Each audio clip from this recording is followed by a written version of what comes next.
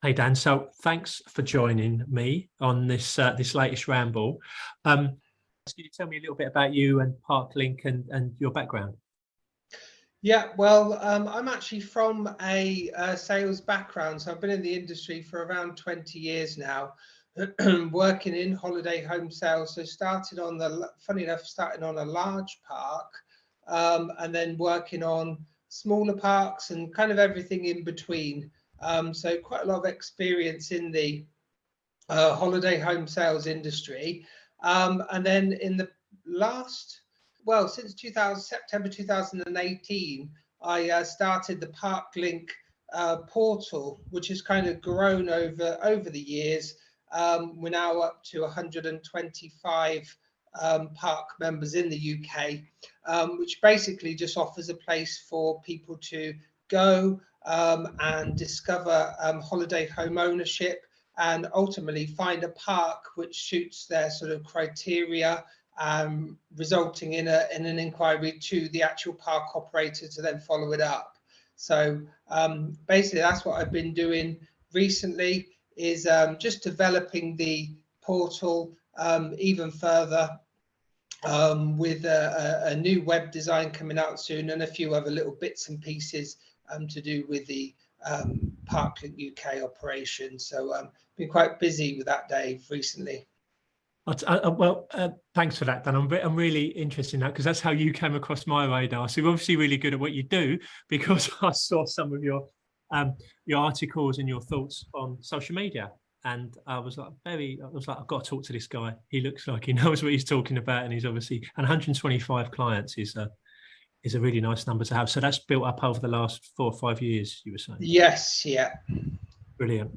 So, as always, just going to fire across 2 or 3 general questions that are kind of relevant to the industry at the moment, and I'd be really interested in getting your thoughts on them and where you see the market going. So the first one is, I think at the moment, the economic situation and general uncertainty across the country, really, in all aspects. Where do you see the biggest challenges to holiday parks in the next, let's say 12 to 24 months? How do you think, what are they going to be faced with that they've got to really start thinking about, if not immediately now, but kind of be aware that these things are coming down the lane? What's your views on that?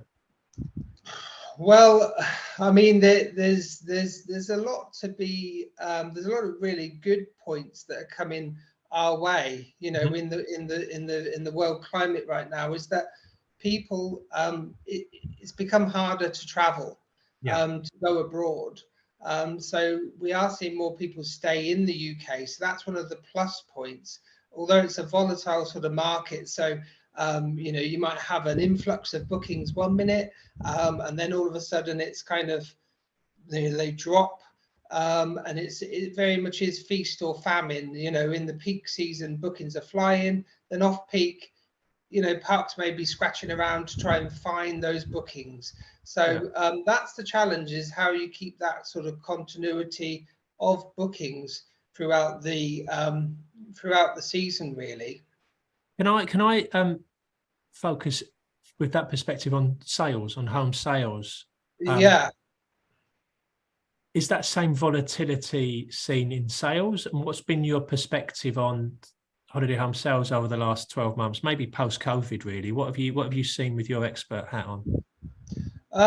Well, I no longer work at park level, but from what I've seen on the lead gen, it's very much up and down. So we'll have certain weekends where, we might have 20 leads come in one day, and then it will kind of just drop to maybe 1s and 2s, and then it will spike again. So and that's the same when I was working on parks. So you have periods where you might bang in 3 or 4 sales, and then all of a sudden it's dead.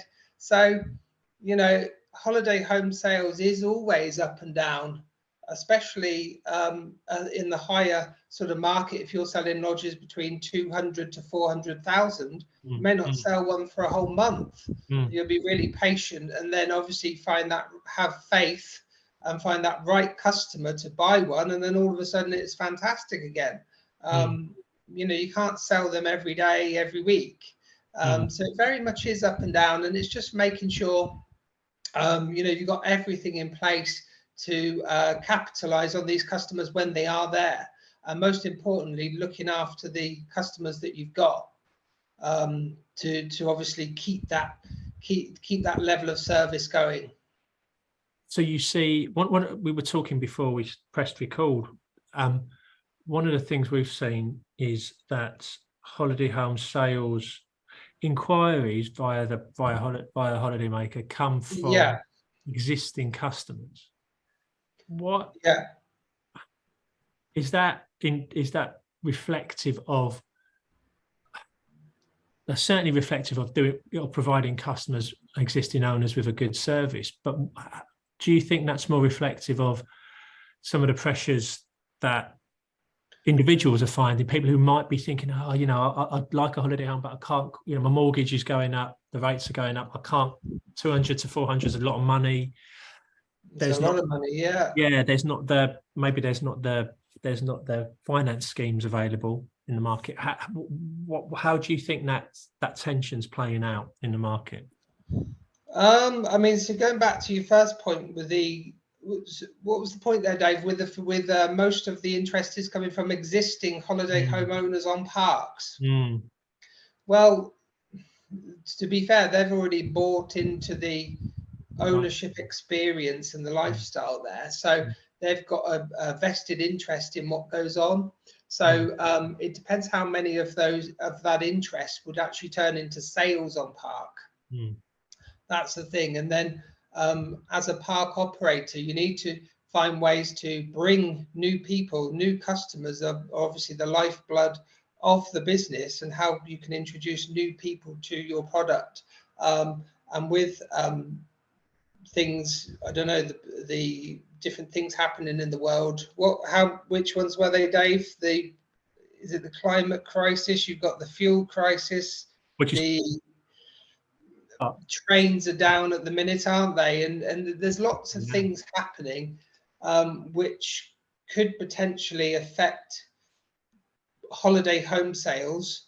But it's really a challenge for parks on how to get around these things, and parks have been quite cute with that in the past. They've offered fuel vouchers for customers to come and see. There are ways to make it more affordable for people to purchase, and that's it really. They just need to find ways to overcome the objections. There'll always be problems to overcome. There's always reasons not to do something, isn't there, as opposed to reasons to do something, and especially with such a big purchase, right? So you were saying earlier that there's significant variances in leads coming through.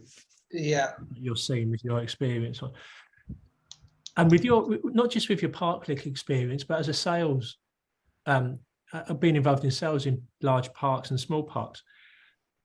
Have you noticed with your experience any reasons for that variance? Is it something as naive as the weather, or is it what is? Because I've worked in industries before where there's been constant. You could pretty much guarantee X amount of leads or X amount of contacts a day, but being exposed to the industry a little bit more over the last few years, I find it quite. What, with your, maybe without any data, but just pure your knowledge, what would you suggest? Well, it's just really consistency of marketing. So certain parks they'll know their target customer, they'll know how to communicate so it resonates with their customer, and they'll continue to bang that drum. It's not to say that things don't change, but they're more switched on to what they do. Okay, so if they're consistently marketing and advertising, and then you've got the right salespeople in place to convert that business, then they're obviously going to do better than others. But then there are parks out there that are constantly changing staff, constantly changing messages, reacting to the market, which is forever changing. And those parks are most probably the ones that seem to struggle the most, because they're having to react to everything. They haven't built a plan and sticking to it, they're very reactive.